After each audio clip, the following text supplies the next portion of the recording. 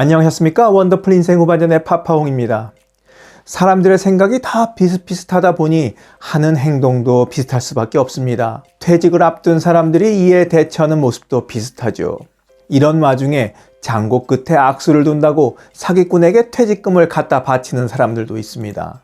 혹시 여러분도 이런 생각을 하고 있다면 피 같은 돈을 날려먹을 가능성이 높습니다.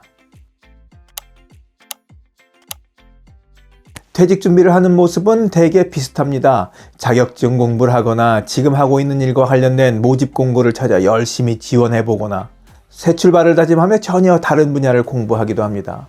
물론 행동은 하나도 하지 않고 걱정만 하는 사람들도 있긴 합니다만 말이죠. 오늘 말씀드릴 제 후배 박 부장은 전혀 다른 방식으로 퇴직 준비를 했다가 회사 문을 나서기도 전에 퇴직금에 버금가는 3억 원을 고스란히 날려먹었습니다. 한번 이야기 들어보시겠습니까? 박 부장은 퇴직이 다가오면서 초조했습니다. 아직 인생의 정점을 찍지도 못했는데 하산하듯 내려가야 하는 것에 거부감까지 느꼈죠. 누구처럼 임원이라는 별도 달아보지 못한 것이 억울했고 한편으로는 자신의 인생 등급이 이렇게 매겨지고 마는 건가 하는 마음에 초조하기도 했습니다. 왜 한번 장관을 하면 죽을 때까지 장관님 이렇게 불리듯이 자기는 한낱 부장으로 끝난다는 게 도저히 스스로 납득할 수 없었던 거예요. 그렇다고 자신 스스로가 회사를 세울 용기도 없었습니다. 아이디어도 부족했고요. 그래서 이리저리 사람을 만나기 시작했습니다. 사람들을 만나다 보니 학교 졸업 후 한 번도 얼굴을 보지 못했던 동창들과도 연락이 닿기도 했습니다. 그 중에는 사업을 일궈 꽤나 성공한 친구들도 있었습니다.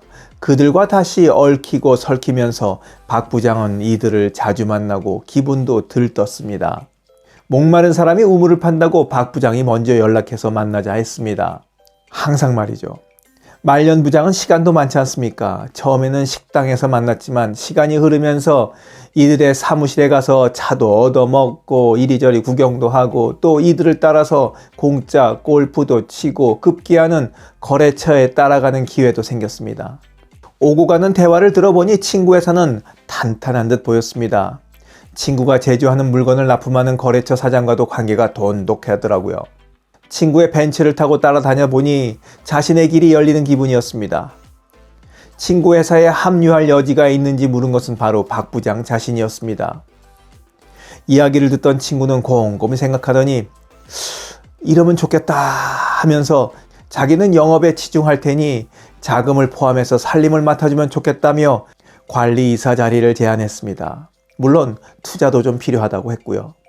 치킨집을 차려도 그 정도 돈은 들어가는데 탄탄한 회사의 임원이 되는데 3억 원쯤이야 문제가 되지 않아 보였습니다.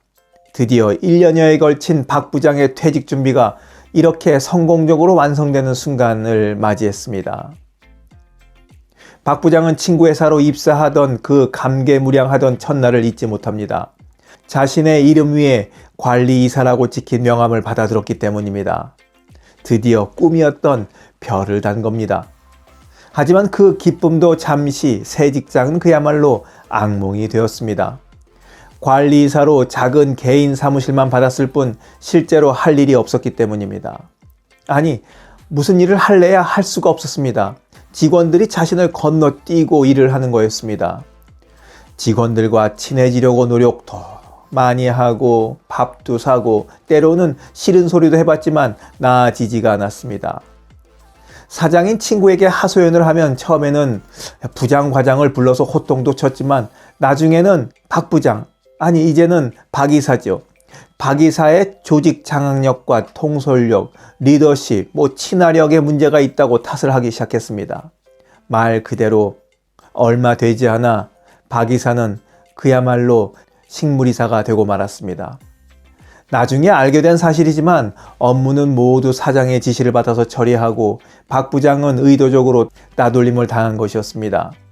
박 부장은 결국 그 회사에서 6개월을 버티지 못하고 나왔습니다. 나오기까지 온갖 일들이 있었죠. 애걸 복걸도 해보고 읍소도 해보고 싸우기도 하고 소리도 질러보고 그런데 꿈쩍도 않더라고요. 지금 박 부장은 친구와 소송을 벌이고 있습니다. 이 지루한 공방의 변호사비를 계속 지불할 수 있을지도 걱정입니다. 결론적으로 박 부장은 사기를 당했습니다. 이사가 되어 폼나게 살고 싶다는 욕망 때문에 이렇게 된 것도 있으니 남 탓만은 할 수 없습니다. 나이 들어 사기를 잘 당하는 사람의 공통점은 이렇습니다. 첫 번째, 쉽게 돈 벌려는 생각을 가지고 있는 사람입니다.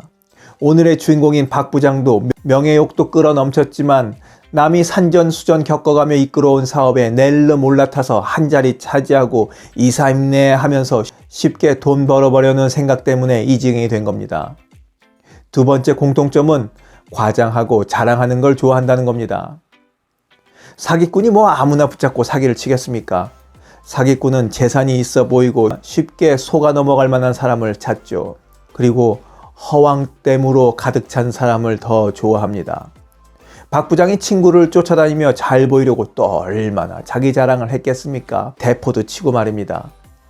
이런 행동이 좋은 먹잇감으로 딱 걸린 것인지도 모르겠습니다.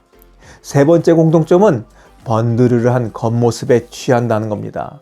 남에게 잘 속는 사람은 명함에 새겨진 지위, 그럴듯한 사진, 외제차, 값비싼 옷 등 겉으로 보이는 모습에 취해서 마음을 다 빼앗겨 결국은 가족이 뭐라 해도 귀를 닫아버리는 경향이 있습니다. 네 번째 공통점은 설마 하면서 확인을 하지 않는다는 겁니다.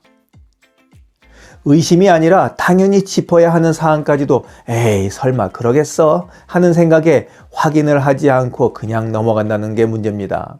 그러다가 나중에 된통 당한 후에야 땅을 치고 후회하게 되는 거죠.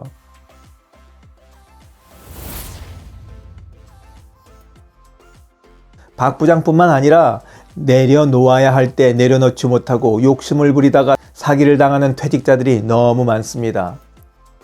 왜 사기꾼들이 퇴직자를 노리겠어요? 아마 사기꾼들의 눈에는 욕망이 들끓는 우리 사회가 물반 고기반 하는 물 좋은 낚시터일지 모르겠습니다.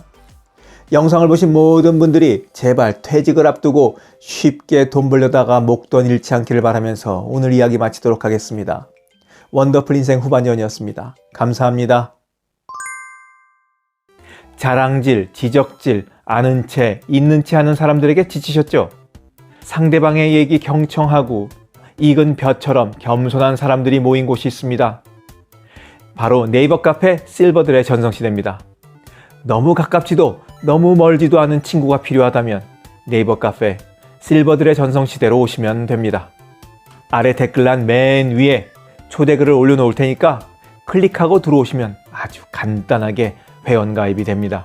아참, 냉소적이고 비아냥거리고 자기주장 강하고 남 얘기에 이죽거리는 분은 죄송하지만 절대 사양합니다.